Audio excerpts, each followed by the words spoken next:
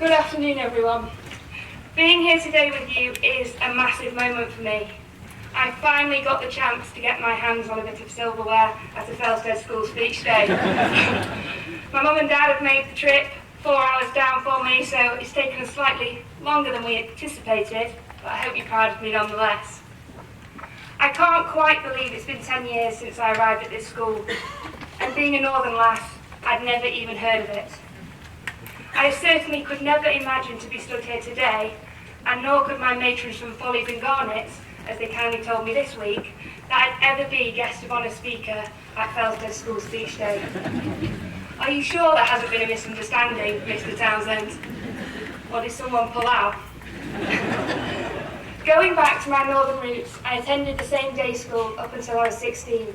It was only when I went to England hockey camp in Durham that I met two Felstedians, and I became extremely intrigued about this place they called the Felsted Bubble. It seemed way too good to be true. They said you could play sport the whole time, play any musical instrument you wanted, no matter how bad it sounded. You could stuff your face with Chinese, Indian and dominoes every single night of the week, go on trips with this mad photographer around the world. It just seemed too good to be true. And the best part, they said it'd finally become socially acceptable to pull practical jokes on teachers. Well, sorry Mrs. Barrett, but 8 years ago, couldn't quite help myself. After finding out about her phobia with worms, when she saw that Lynx bag and bracelet, she thought she was onto a winner. So sorry about that. They also said if you were lucky enough to become one of the chosen ones, you'd be transformed into a prefect.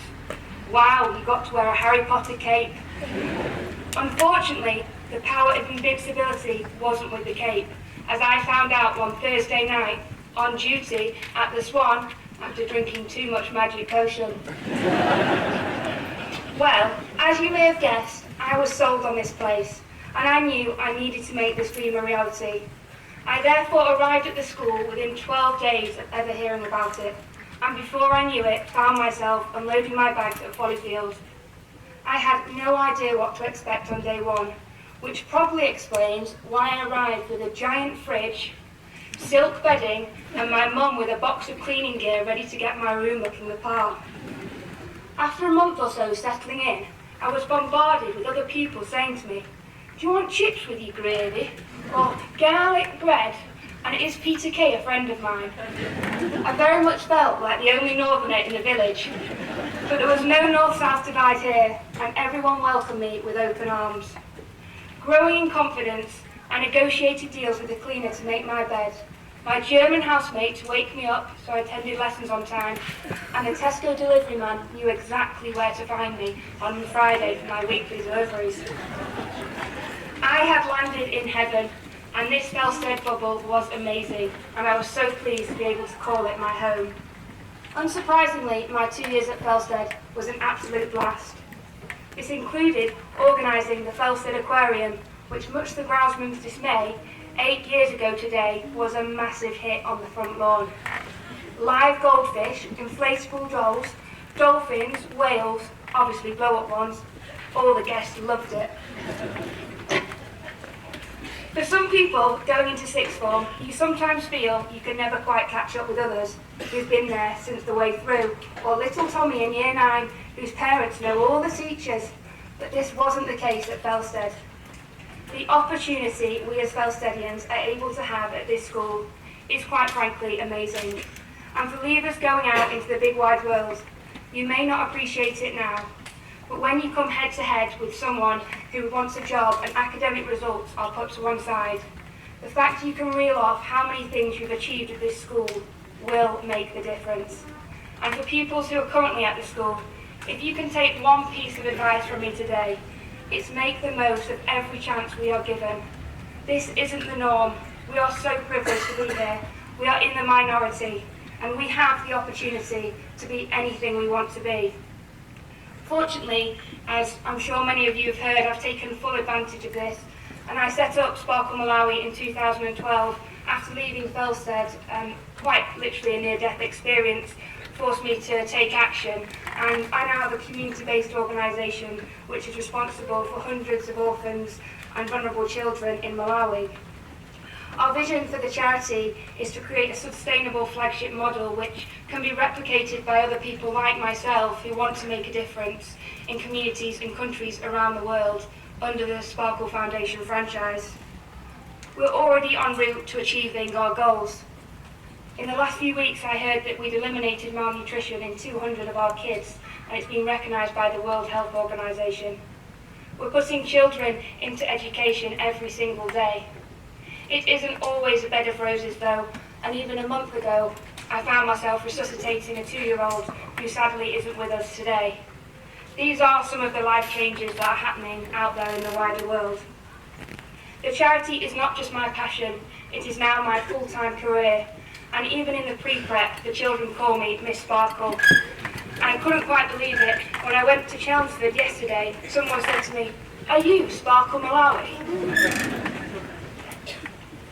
I'm sure when you saw me as guest of honour, especially for the children, some of you may have thought you were going to hear about this Felsted ambassador who is saving all these lives and is this inspirational 26-year-old.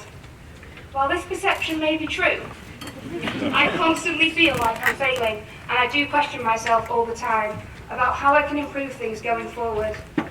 I am certainly no hero, but I'm just someone who is trying their best to make a difference, and getting back up each day I get knocked down. I believe the pressure on young people's shoulders in today's society is reaching new levels, and we can so easily be pushed down a path that we think is the right thing to do rather than it is what we want to do. Felsted gives us an amazing start by providing a range of boxes we can choose from depending on our strengths. Whether it's academic, music, sport, culture, you name it, you won't find a school who looks at you for who you are as an individual as much as Felsted. But Felsted can only prepare you. For those of you leaving, there is no manual, no box, no script to where life is going to take you. But that shouldn't be daunting, it's exciting. A whole new chapter awaits you, a blank canvas ready for you to make an imprint on. As long as you try your best and give it all of your efforts, no one can ask any more of you. Never in a million years would I have ever expected to be legal guardian to 200 children between the ages of 0 to 6. Nor would I have been expected to be asked 2 months ago to speak at a conference with the director of Facebook on Microsoft. But that is the beauty of life. We have no idea what to expect. There are no limits to what we achieve. We just need to believe in ourselves. You have to dig deep, it's never too late, and ask yourself, what do I want to be? What makes me happy? I see every day that life is too short to be doing something that doesn't make you happy. And no matter how crazy it may sound to other people, you have to fully commit yourself and go and get it. And don't settle until you reach your full potential. As I know only too well, you will make loads of mistakes. You will embarrass yourself and you will make wrong decisions. Catching malaria, typhoid and dengue fever at the same time certainly wasn't in my plans, and nor was getting run over, but that's the nature of life. Try not to compare yourself to others around you. There will always be someone who can do something better, or at least they brag about it that they can on social media. We have to make our own path and be the person we want to be. Society is changing, and unlike our parents, we as a generation are pursuing careers that are not always in the corporate world, the legal system, teaching profession, whatever the box that may be the norm. We're breaking out of our comfort zone. Social entrepreneurs are taking over. We're travelling, exploring, seeing the world. We're following what makes us happy, not just what makes us rich. We're looking for more in life, and that is evident everywhere we look. Technology is leading the way. Online businesses are skyrocketing. I mean, really, 5 years ago, whoever would have thought you could go into Boots, buy a range of lipsticks, go home, trial them out, and make yourself a millionaire on YouTube? Seriously. It's a very exciting time for us, and everything can be done at the touch of a button. Thankfully, being a Felstedian gives you a permanent key to the Felsted bubble. The OF is a massive group of people, corporates, professionals, always there to support you. When I was at the school, I took it so for granted, and I never actually realised how amazing it is to have so many contacts right on your doorstep. I know I look at the success of Sparkle Malawi today, and it would no way be where it is today had it not been for the Felsted community. So another piece of advice for you, or from my experience, to value and appreciate every single person that comes in your path.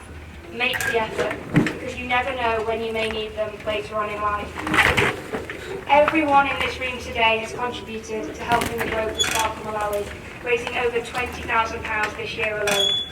There's people in the audience here who are volunteering with me day in, day out, helping with the Sparkle Sevens, and I've even managed to find a prep school mum who's now become my right-hand woman. To put it into severe context and financial, what that capability is that £10 a month can save a child's life. As I was explaining earlier about our nutritional programme, I'm sorry, a small plug on your chairs, you will see, the success of our nutritional programme is putting food into children's mouths, which in the end is resulting in more lives being saved. With the money raised so far this year, we've got a car that now acts as an ambulance. We've provided water so that our children don't have to walk 15 minutes. We've also built a volunteer house that next year Felsted pupils will be able to come over and stay in whilst helping out at Sparkle Malawi. The list is endless of what we've achieved. Collectively, we have united and saved lives, and together 200 orphans and vulnerable children are now benefiting thanks to your support. But it's one thing I can do is thank you on behalf of all of my staff, volunteers and children around the world. Thank you for making a difference. And if me saying it isn't enough evidence for you to realise, next week, I can't quite believe this, but one of my children will be arriving on Tuesday into Felsted. She's been in our care for the last 6 years and will be joining the scholarship programme at the summer school for free, and then we'll be going into year 9 at Stocks for the first term. I can't honestly get my head around the changes that she will experience, but the opportunity she will have not only here, but when she returns back to Malawi to further her secondary education. Just to put things into perspective, Patricia, the 14-year-old girl that is coming, who they weren't actually able to provide me with a birth certificate for, stays in a house that is probably 1/20th of the size of this tent. She has no windows, no doors, no electricity, or no running water. She's from a child-headed household where she looks after 6 siblings. She'll be sleeping on a mattress on Tuesday night for the first time, and I'm so pleased about that. Her life is about to change forever, and although we can't change the world, her story marks proof that this is happening, one child at a time. If you haven't guessed it by now, I am so proud to be a Felstedian. I'm so proud of our generation. We are making a movement to show we do care about the wider world, and we do understand how privileged we are, and we want to give back. People in Malawi, Uganda, Africa, any developing countries around the world, they're no different to any of us. They were just born into a different geographic location, which means they don't have the resources we're so fortunate enough to have at our disposal. But we do have a voice. We have the power to make a change. But most of all, we have the opportunity. And now it is up to us to make the most of it. Thank you, and to all the leaders, best of luck in making your own life stories.